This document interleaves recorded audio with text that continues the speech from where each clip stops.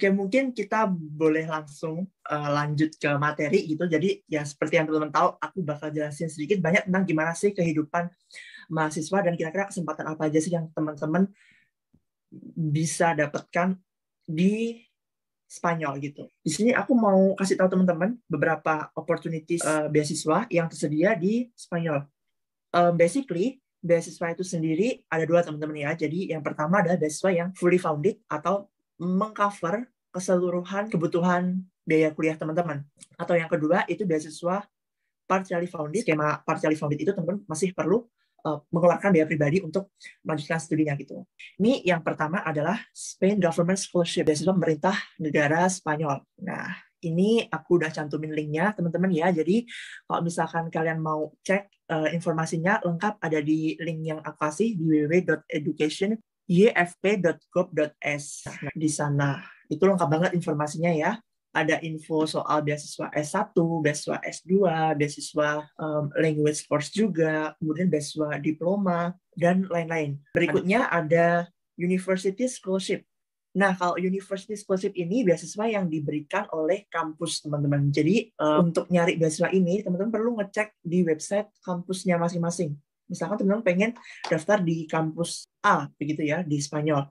Jadi teman-teman langsung kunjungin websitenya di sana, cari informasi apakah ada beasiswa untuk international students yang bisa mengcover kebutuhan studi teman-teman nanti gitu. Memang agak membutuhkan sedikit effort lebih gitu ya, karena ini beasiswanya hanya disediakan di setiap institusi aja, dan nggak semua institusi punya beasiswa kampus gitu. Jadi alangkah lebih baiknya teman-teman ngecek, ataupun kalau misalkan nggak ada, teman bisa email ke admission office-nya. Nah, ini yang paling common atau yang paling terkenal ya, LPDP diberikan oleh pemerintah Indonesia dari Kementerian Keuangan. Jadi LPDP ini khusus buat S2 atau S3 ya. Jadi syaratnya harus sudah lulus S1 dulu dan diterima di salah satu universitas di luar negeri.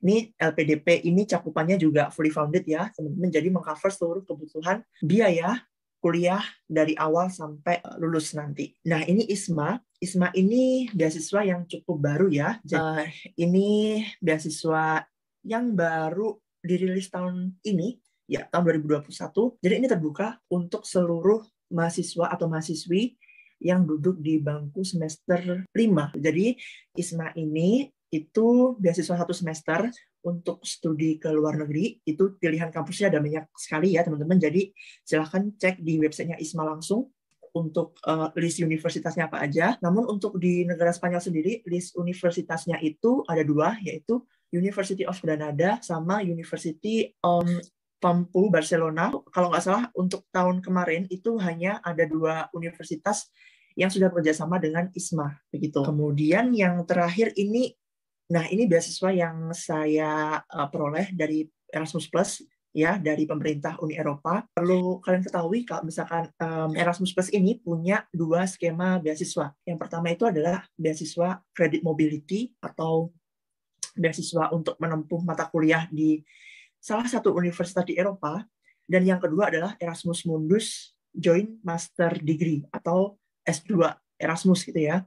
Jadi untuk yang International Credit Mobility ini itu memberikan kesempatan buat studi ke salah satu negara Eropa selama 5 atau 6 bulan begitu. Berikutnya adalah skema Erasmus Mundus Joint Master Degree ya, seperti namanya Master Degree itu untuk S2. Nah, jadi uniknya kalau untuk beasiswa S2 nih teman-teman ya, kalian bisa studi di minimal 2 atau 3 negara di Uni Eropa. Jadi namanya itu konsorsium ya, konsorsium Uni Eropa, yaitu gabungan dari beberapa universitas atau beberapa negara yang membuka suatu program khusus gitu. Kalau misalkan teman-teman pengen daftar, tertarik untuk daftar EMJMD, itu silakan teman-teman cek katalognya di Google ya, search aja Erasmus Mundus Master's Degree katalog. Di sana ada banyak sekali pilihannya. Jadi nilai plusnya kalau dapat EMJMD ini, kita bisa pindah-pindah negara sekalian jalan-jalan gitu. Karena itu tadi beberapa beasiswa yang bisa kita dapatkan ya sebagai mahasiswa atau mahasiswi yang berasal dari Indonesia. Basically, setiap beasiswa itu punya persyaratannya yang berbeda-beda, teman-teman. Jadi mereka punya beberapa dokumen yang mereka minta gitu. Setiap beasiswanya itu pasti berbeda. Tapi di sini aku summarize, aku kasih 4 dokumen penting ya, teman-teman. 4 dokumen penting yang sekiranya ini umum diminta oleh para pemberi beasiswa. Yang pertama ini adalah language certificate atau sertifikat kemampuan bahasa Inggris. Jadi biasanya IELTS atau TOEFL atau Cambridge. Yang berikutnya adalah curriculum vitae atau CV, kemudian recommendation letter atau surat rekomendasi, dan last but not least motivation letter ya. Next, ini aku bakal kasih beberapa tips yang semoga berguna buat teman-teman ya. Ini yang pertama, aku bakal kasih tips untuk menulis curriculum vitae. Jadi kalau misalkan teman-teman pengen melanjutkan studinya di Uni Eropa, baik itu di Spanyol atau di negara lainnya, biasanya mereka minta format CV-nya, format CV Europass. Template-nya kayak yang aku kasih di samping ini ya, teman-teman. Jadi kalau misalkan kalian pengen buat CV Europass, silahkan websitenya Europass. Di sana nanti kalian tinggal isi poin-poin apa aja yang pengen kalian sampaikan di CV tersebut. Jadi nanti langsung jadi template-nya kayak gini, teman-teman. 2 tips penting ya untuk menulis CV. Yang pertama, measurable. Jadi tulis CV kalian itu yang bisa terukur gitu. Nah, contohnya di bagian professional experience. Di bagian professional experience ini biasanya kan teman-teman diminta untuk nulis jabatan, tahun berapa teman-teman menjabat. Dan berikutnya buat CV yang relevan. CV yang relevan ini maksudnya buat CV sesuai dengan ketentuan dari pemberi beasiswanya gitu. Kebanyakan dari kita itu keseringan kita bikin satu CV, lalu kita pakai buat apply ke beberapa beasiswa. Nah, usahakan setiap CV yang kalian bikin itu hanya untuk satu beasiswa atau untuk satu universitas begitu ya. Jadi, kenapa? Karena setiap universitas atau setiap beasiswa itu mereka punya titik tekannya masing-masing gitu. Jadi misalkan teman-teman mau apply LPDP gitu ya, yang dimana LPDP ini mereka cari sosok yang berkontribusi buat masyarakat, kurang lebih seperti itu. Jadi CV kalian nanti juga harus menekankan poin-poin di mana teman-teman punya kriteria-kriteria yang diminta untuk berkontribusi ke masyarakat itu. Jadi usahakan setiap CV itu dipakai hanya untuk satu pendaftaran begitu. Oke.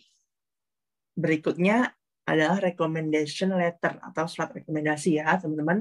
Ini aku kasih 3 tips yang menurut aku sangat penting. Yang pertama adalah contact your professor, lecturers atau supervisors secepatnya gitu ya. Karena kita nggak tahu profesor kita atau dosen kita itu mereka bakal sibuk atau mereka punya waktu buat kita itu jam berapa aja gitu. Jadi usahakan kalau misalkan teman-teman udah pengen daftar nih beasiswa apa, silahkan teman-teman segera hubungin profesor atau pemberi rekomendasi kalian. Untuk yang SMA bisa hubungin gurunya atau pembimbing akademik atau biasanya kepala sekolah mungkin seperti itu ya.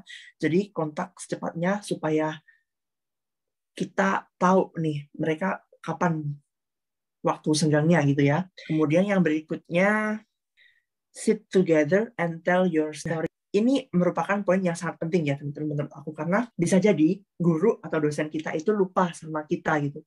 Basically mereka ngajar ratusan atau ribuan mahasiswa ya, atau ribuan murid itu. Jadi alangkah baiknya teman-teman bikin janji buat ceritakan teman-teman pengen apply beasiswa ini, teman-teman butuh surat rekomendasi dari beliau, dan poin-poin apa aja sih yang harus ditekankan di surat rekomendasi tersebut. Diskusi bareng ini juga berguna banget ya, supaya melengkapi surat rekomendasi kalian gitu. Jadi kan sudut pandang dari pemberi rekomendasi itu kadang bisa kurang atau bisa lebih gitu. Jadi dengan adanya diskusi ini, kita bisa menggabungkan perspektif dari kita, sudut pandang kita tentang siapa diri kita, dan sudut pandang dari pemberi rekomendasi tentang kita gitu. Kira-kira kita nih orangnya seperti apa ya gitu. Misalkan kalian ngerasa, oh aku ada poin yang perlu ditekankan di sini nih gitu. Jadi teman-teman bisa langsung ngomong ke pemberi rekomendasinya gitu. Jadi kenapa diskusi itu sangat penting. Yang terakhir ini adalah use more verb and less noun. Jadi gunakan kata kerja yang lebih banyak daripada penggunaan kata sifat. Jadi misalkan teman-teman pengen Misalkan pemberi rekomendasi pengen menyampaikan bahwa teman-teman ini adalah mahasiswa yang aktif, mahasiswa yang rajin, mahasiswa yang terbaik, mahasiswa yang tekun dan teliti gitu ya. Nah, untuk mendukung kata sifat tersebut, untuk mendukung statement tersebut, alangkah lebih baiknya untuk menggunakan kata kerja pendukung seperti, oke, teman-teman aktif nih, mahasiswa yang aktif. Gimana sih teman-teman itu aktifnya kayak apa? Misalkan dia mengerjakan soal atau mengerjakan ujian selesai dengan tepat waktu, sesuai dengan deadline-nya, seperti itu. Atau teman-teman mengikuti banyak aktivitas di luar kuliah seperti apa namanya komunitas apa, atau ikut UKM apa, atau ikut student association, atau ikut ekstrakurikuler apa gitu ya. Jadi begitu teman-teman kurang lebih. Untuk mendukung statement yang ada kata sifatnya, itu wajib dimasukkan kata kerja juga, seperti itu. Motivation letter. Ini biasanya makan bobot paling banyak sih di antara poin-poin yang lainnya gitu, karena motret ini apa ya, gambaran teman-teman seberapa komitmen teman-teman untuk mendapatkan beasiswa ini, dan seberapa komitmen teman-teman untuk menyelesaikan studi di S1 atau S2 teman-teman gitu. Jadi nih, menurut aku motivation letter yang baik itu, dan ini beberapa poin-poin yang perlu teman-teman sampaikan. Ada 4 poin di sini. Bayangkan setiap kotak ini adalah setiap paragraf ya. Jadi misalkan di paragraf pertama nih isinya introduction of your background that make you pursue this study, atau perkenalan singkat teman-teman, lalu background teman-teman itu seperti apa, lalu kenapa teman-teman pengen menempuh studi ini, kenapa teman-teman pengen lanjut studi S1 atau studi S2 gitu. Jadi yang paragraf pertama ini tentang introduction your background gitu ya. Yang keduanya itu nih, why you choose a particular country, university, department, or scholarship. Kenapa teman-teman tertarik buat studi di negara A, di universitas A, kenapa teman-teman butuh beasiswa ini gitu. Untuk yang paragraf ketiga itu berisi tentang rencana teman-teman selama studi. Kalian mau ngapain nih selama studi nanti? Teman-teman bisa sampaikan selama studi nanti, misalkan teman-teman pengen ambil mata kuliah ini, diskusi sama profesor ini, atau teman-teman pengen ikut seminar ini yang diadakan oleh profesor ini, atau teman-teman berencana pengen penelitian di topik ini, atau teman-teman pengen ikut ekstrakurikuler yang ada di kampus ini gitu. Jadi jelaskan apa rencana teman-teman selama kalian studi nanti. Ini adalah what are your plans after this study. Rencana teman-teman ini apa setelah kalian lulus, mau ngapain nih? Lanjut studi master kah, atau mau lanjut studi S3 kah, atau mau berkarir di bidang ini kah, begitu ya. Kenapa studi kalian ini penting, dan kenapa studi kalian ini bermanfaat untuk mendukung karir masa depan kalian. Ini template yang aku pakai buat nulis motivation letter. Basically ini nggak harus paten ngikutin template dari aku. Jadi misalkan kalian nanti pengen nambah-nambahin poin, silahkan. Selanjutnya adalah interview. Nah ini biasanya ada beberapa pemberi beasiswa yang mensyaratkan interview, atau beberapa dari mereka juga nggak perlu interview gitu ya. Ini beberapa tips buat sesi interview dari aku. Yang pertama, what you write, what they will ask gitu ya. Jadi apa yang kalian tulis itu kira-kira nanti itulah yang bakal mereka tanyakan ke kalian. Itulah yang bakal mereka klarifikasi ke teman-teman.